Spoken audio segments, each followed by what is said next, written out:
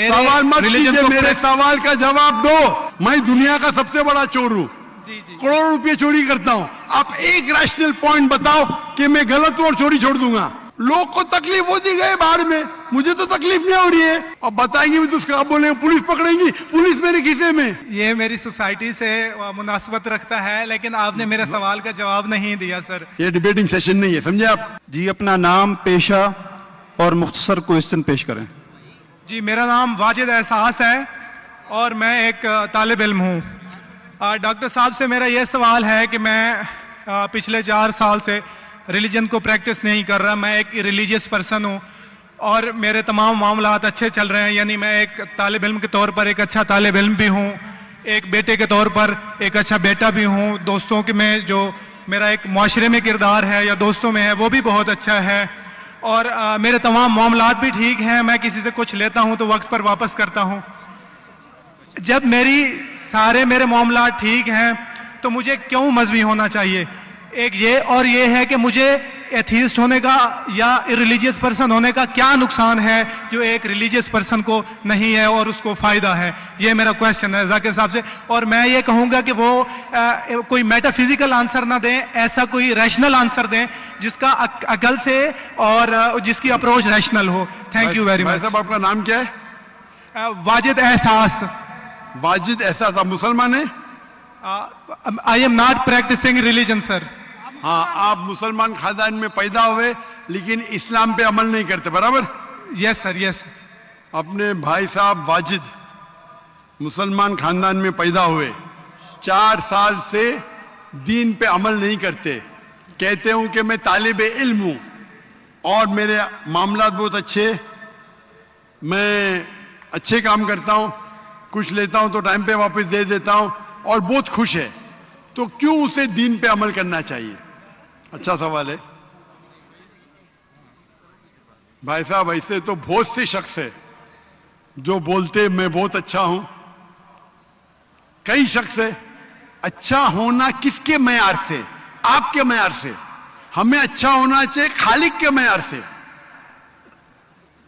खालिक का मयार क्या है? अच्छा होना वो जो ईमान रखता है, अमल सौलेहात करता है, वतवासौ बिल हक वतवासौ बिस सब्र। भाई साहब का सवाल है, लॉजिकल जवाब दो, लॉजिकल जवाब दो कि मैं 4 साल से दीन पे अमल नहीं कर रहा हूं, बहुत खुश हूं, जो चीज लेता हूं टाइम पे वापस करता हूं, तो आप साबित करो कि क्यों मुझे दीन पे अमल करना चाहिए। जो आप बोल रहे आप बहुत खुश है, वो मेरी खुशी के लिए काफी नहीं है। मैं जानना चाहता हूं कि कितने लोग को आपने सही रास्ते पे लेके आया आपके 4 साल में। कितने लोग आपको मानते? बोलिए मुझे। वाजिद भाई किधर है? वाजिद भाई जी जी सर।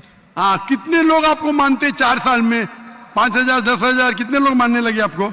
सर मुझे इससे कोई फर्क नहीं पड़ता, ना मेरी पर्सनल लाइफ पर, ना मेरी जो है एक इज्तमाही जो मेरी जिंदगी है मुआशरे में, कि मेरे ऊपर कितने लोग मानते हैं या मुझे कितने लोग अच्छा समझते हैं। ये है कि जो एक ज़ाब्ता सेट किया हुआ है सोसाइटी की जानिब से और एक अकल के जो तकाजे हैं, यानी एक अकलियत का तकाजा है कि मेरा मुआशरे में एक अच्छे इंसान का कैसे रोल हो सकता है और या मेरा इंडिविजुअल का एक मुआशरे में अच्छा रोल कैसे हो सकता है, तो उस तरह मेरा एक अच्छा रोल है।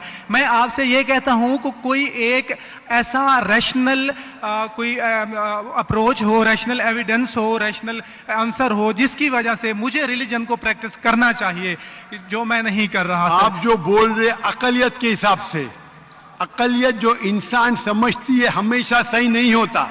आपको पता है पहले दुनिया लोग समझते चपटी है, सैकड़ों साल हजारों साल पहले लोग समझते थे दुनिया चपटी है। जी सर, बिल्कुल ये है कि अब एवोल्यूशन हो रही है ना। भाई साहब अभी आपका सवाल खत्म हो गया, मेरा जवाब सुनिए आप। जी जी जी। ये डिबेटिंग सेशन नहीं है, समझे आप? ये रैशनल आप समझते नहीं। जब सिंपल समझ नहीं सकते आप बोलते आप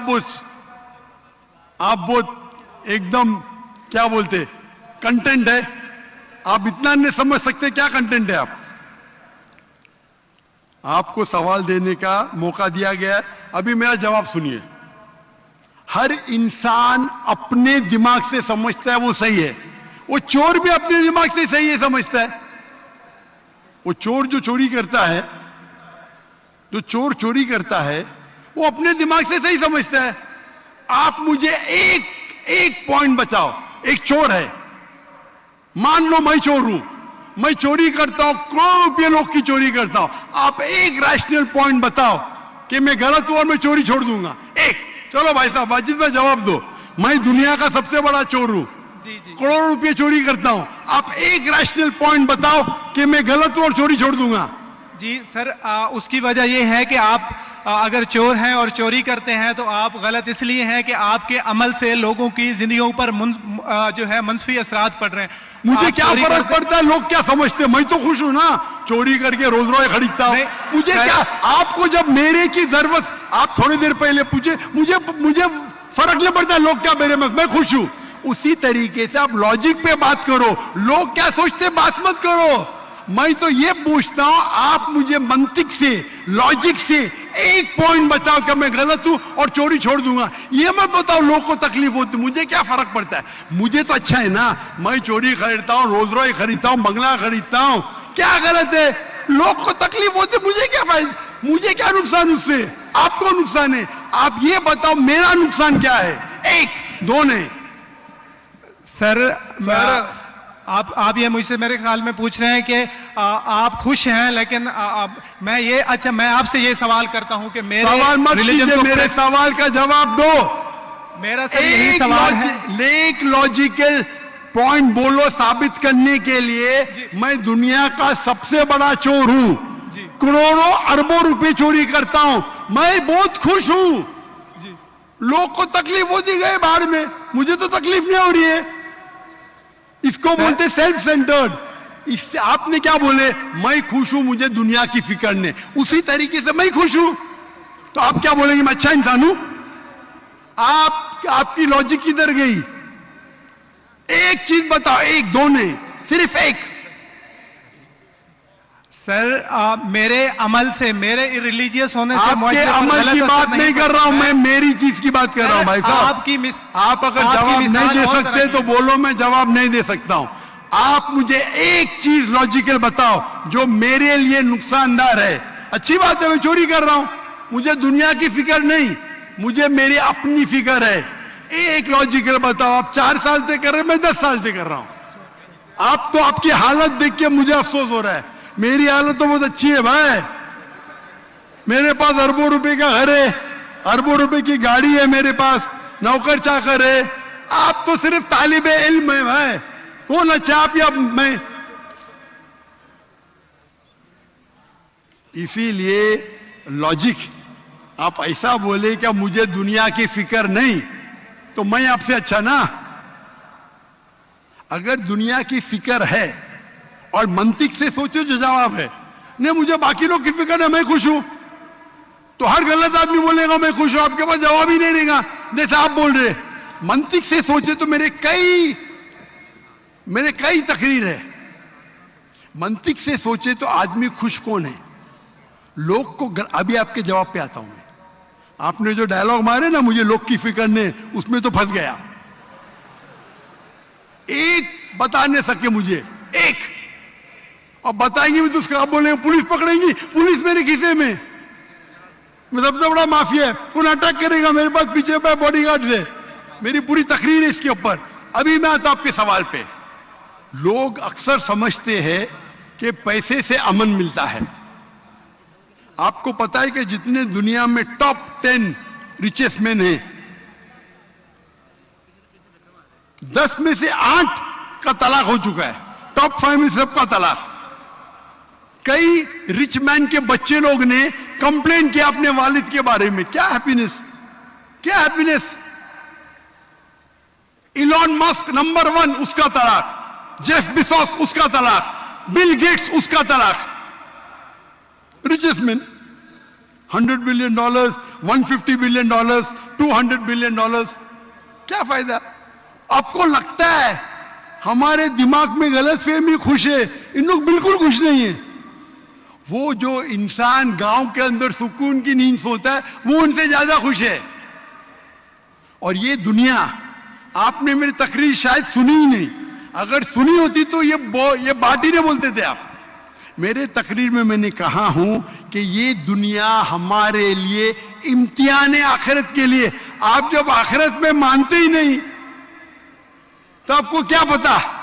अगर मंतिक से सोचेंगे, लॉजिक से सोचेंगे तो आपको पता होगा कि इस दुनिया का खालिक एक है।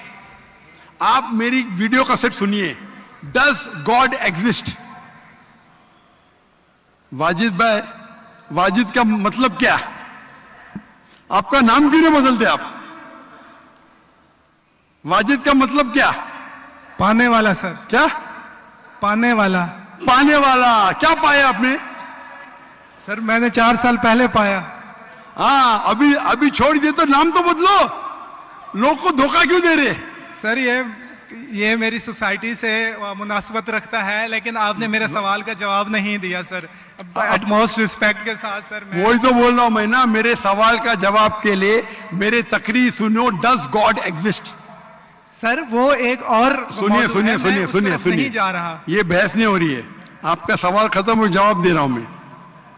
आप ये मानने के लिए डज गॉड एग्जिस्ट, जो लोग खुदा में नहीं मानते वो साबित ही नहीं कर सकते चोर गलत है। अभी मैं आपको साबित करता हूं। जो लोग, आप कुछ भी बोलो, आप बड़े चोर है, आपको पुलिस पकड़ेंगे, पुलिस मेरे खीसे में। आपकी कोई दूसरी चोरी करेंगे, आपका चोरी कोई कर नहीं सकता, मेरे पास बहुत बड़ी गार्ड है। सिर्फ एक ही लॉजिक से आप उस चोर को गलत साबित कर सकते हैं। अगर मैं मुसलमान हूं और मुझे कोई चोर कहता है कि मैं सबसे बड़ा चोर हूं, मैं खुश हूं, मुझे एक लॉजिक बताओ कि गलत है और मैं छोड़ दूंगा। मैं उससे पूछूंगा, अगर तुम्हारे साथ कोई नाइंसाफी होगी तो आप चाहेंगे कि इंसाफ हो? भले आपके साथ कोई चोरी नहीं कर सकता है, मान लो, लेकिन आपके मां के साथ किसने गलत हरकत की है, आप नहीं चाहेंगे कि उसको सजा मिले? आपके बहन के साथ कोई गलत हरकत करता है, आप नहीं चाहेंगे उसके साथ सजा हो? ये दुनिया में आप मिसाल लो हिटलर की। हिटलर ने 6 मिलियन 60 लाख लोगों का कत्ल किया। आपकी पुलिस अगर हिटलर को पकड़ेंगी क्या सजा दे सकती है? मैक्सिमम उसको जला सकती है। एक के बदले 59 लाख 5 मिलियन 999,000 अब भी उस पर अदल्य होता है। आप अगर हिसाब किताब करेंगे तो इनजस्टिस है। आप हिटलर को पकड़ेंगे, आपकी लॉजिक क्या सजा दे सकती है उसको? बोलो, क्या सजा दे सकती है? मान लो हिटलर को आपने पकड़ा, उसने 60 लाख लोग को जिंदा जलाया, आपकी लॉजिक क्या कहती है? क्या सजा मिल सकती है उसको? बोलो बोलो वाजिद भाई। सर आप मेरा सवाल का दो, हिटलर को आज पकड़ेंगे, आपकी लॉजिक क्या सजा दे सकती है उसको?